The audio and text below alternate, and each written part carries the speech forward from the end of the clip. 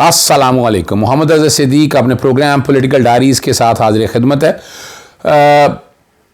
बता तो यही जा रहा था कि बहुत ज़हीन लोग हैं, लेकिन बड़ा मुश्किल काम नज़र आता है मुझे। मैं एक बात तो बता दूं आपको, इकॉनमी इनसे संभलनी नहीं है। उसका ताज़ा तरीन मिसाल देख लें, पेट्रोलियम की प्रोडक्ट्स को पहिए लग जाएं या आप क्या कहते हैं, नज़र लग जाना। नज़र लगना तो नहीं कहेंगे सारे मामले को, अगर आप समझें कि जो हाल किया है लोग। बातें तो देखें, अब सब बातें तो सुननी पड़ेंगी आप लोगों को, बड़ी वाज़ेह तो इसलिए सुननी पड़ेंगी कि जो हाल हो गया है। मिसाल के तौर पर मैं वैसे चैलेंज कर रहा हूँ, सुबह जो मेरी NGO है जुडिशल एक्टिविज़म पैनल की तरफ से, ये पेट्रोलियम की प्रोडक्ट जो है ना, वो चैलेंज कर दिया, आपके सामने रखने लगा हूँ। 26 रुपये पेट्रोल में इजाफा है और डीजल में को 17 रुपये 34 पैसे, 331 रुपये 38 पैसे हो जाएगा पेट्रोल और 329 रुपये हो जाएगा डीजल। यानी डीजल और पेट्रोल एक ही कश्ती के सवार हो जाएंगे।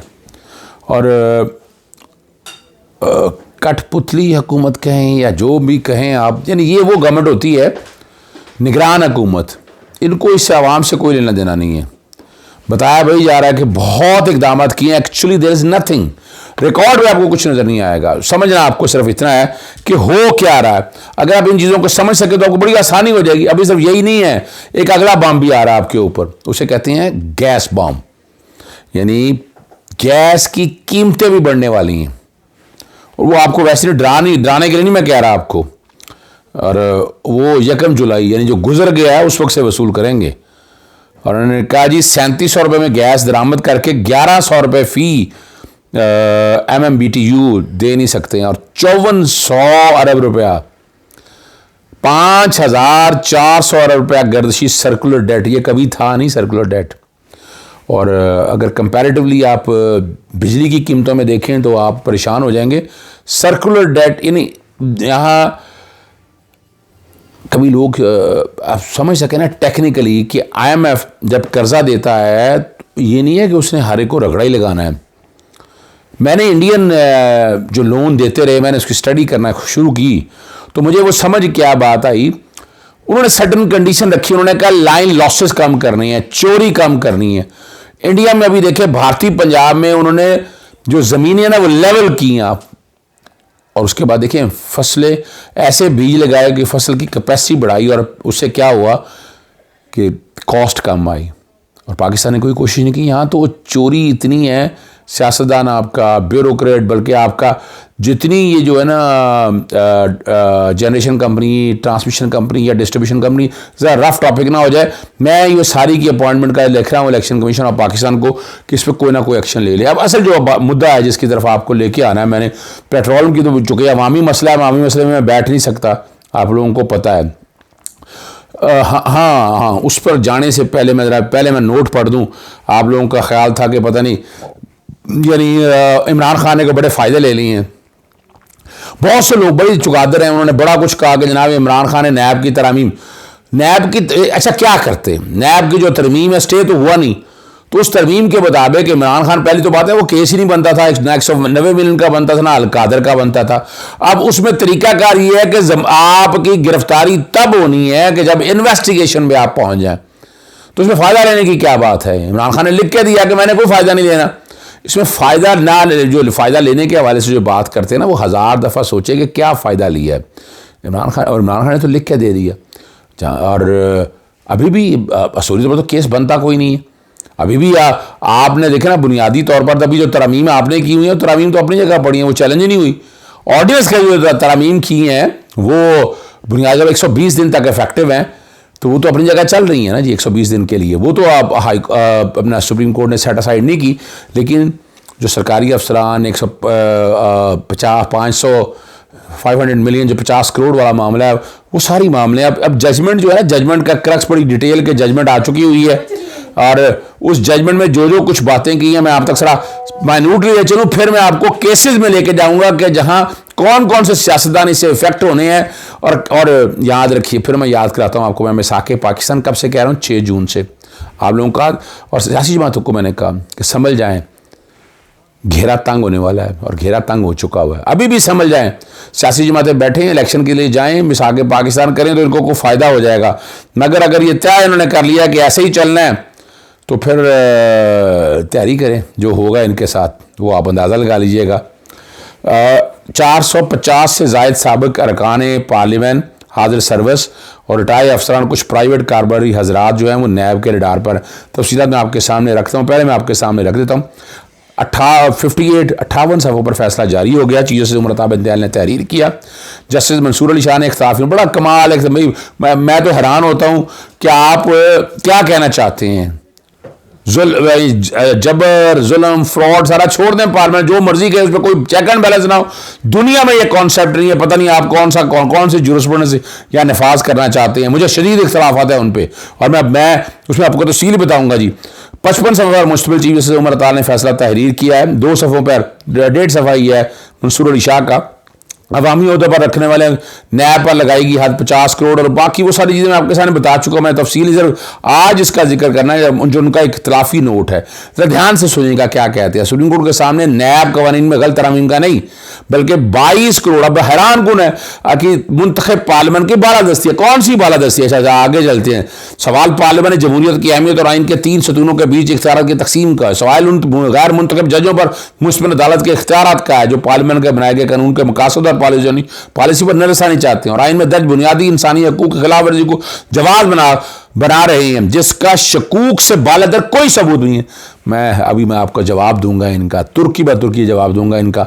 अक्सरियती फैसले ने आइन के इस वादे हुक्म को भी नजर आया जिसमें साफ तौर पर कहा है कि रियासत अपना इख्तियार मुंतखब नुमाइंदों के जरिए इस्तेमाल करेगी और अक्सरियती फैसले ने आइन के 3 सतूनों पार्लियामेंट इंतजामी अहदे के बीच इख्तियार की तकसीम जिसे पार्लियामेंट जमहूरियत के बुनियादी असूल को भी नजरअंदाज कर दिया। अक्सरी जज ने खुद को एक सियासतदान के ऐसे गैर आइनी जाल में फंसा लिया जिसके तहत पार्लियामेंट के मंजूरशुदा कवानीन के मकसद और पॉलिसी पर होने वाली सियासी बहस को कमरा अदालत में घसीट लाया गया।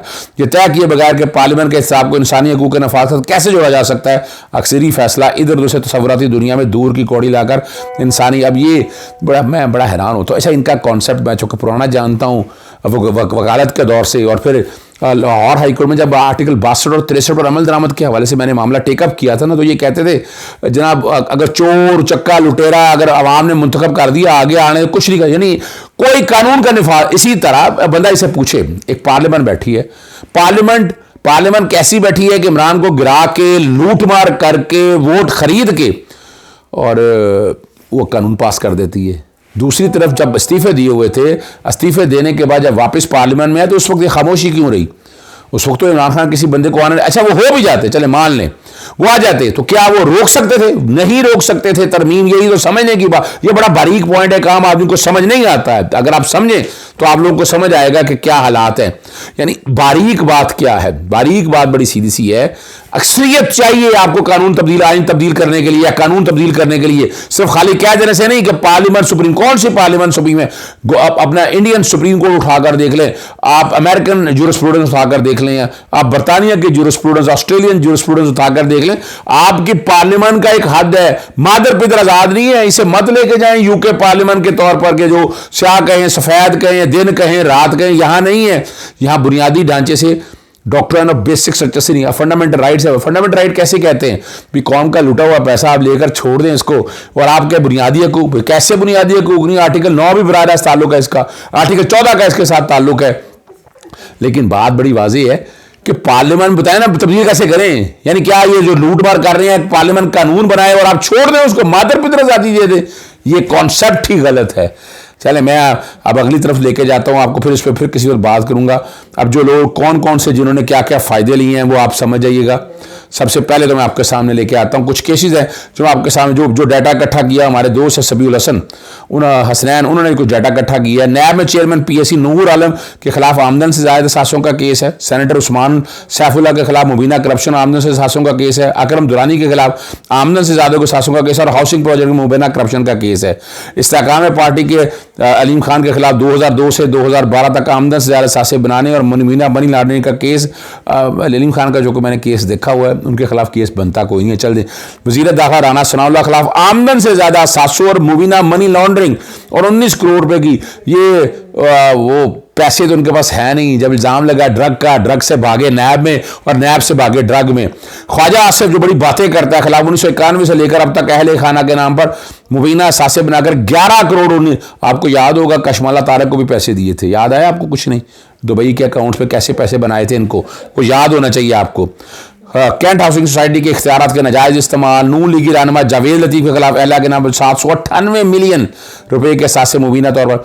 और बलूचिस्तान से साबिक MPA ने जो मीर अब्दुल माजिद ओबरो के खिलाफ, बलूचिस्तान में MPA गुहराम बुगटी के खिलाफ बदनवानी और मनी लॉन्ड्रिंग का केस, साबिक MPA CM जो है डॉक्टर मालिक और मीर हासिल बजिज्जो के खिलाफ मुबीना करप्शन, खुर्दबोर और इख्तियारात का नाजायज़ इस्तेमाल, साबिक MPA यासीन खलील के खिलाफ मुबीना करप्शन और वसक रोड पेशावर की सरकारी राजी के असूल के लिए इख्तियारात का नाजायज़ इस्तेमाल का केस, साबिक MNA गुलजार खान और दीगर 20 मुलजमान के खिलाफ सरकारी राजी, साबिक MNA और PDM सरबराह, ध्यान से समझिएगा, मौलाना फजलुर रहमान के खिलाफ मुबीना करप्शन और आमदन से ज़्यादा सासों का केस।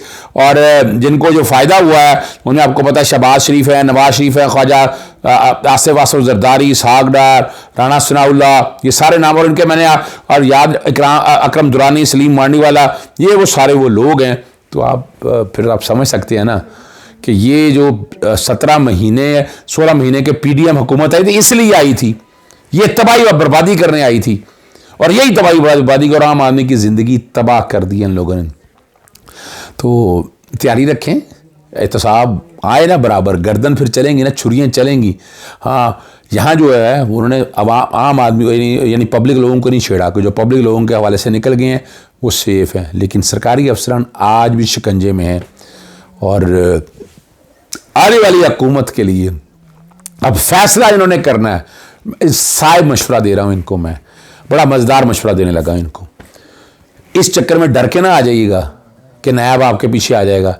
इलेक्शन करवाओ, इलेक्शन करवा के नैब की फिर तरामीम कर लेना। ये साहिब मशवरा दे रहा हूँ इनको, फिर जो मर्जी कर लीजिएगा, लेकिन अगर आपने इलेक्शन ना कराया तो फिर बचत नहीं है आपकी। इजाज़त चाहता हूँ। अस्सलाम वालेकुम, अल्लाह हाफ़िज़। पाकिस्तान जिंदाबाद।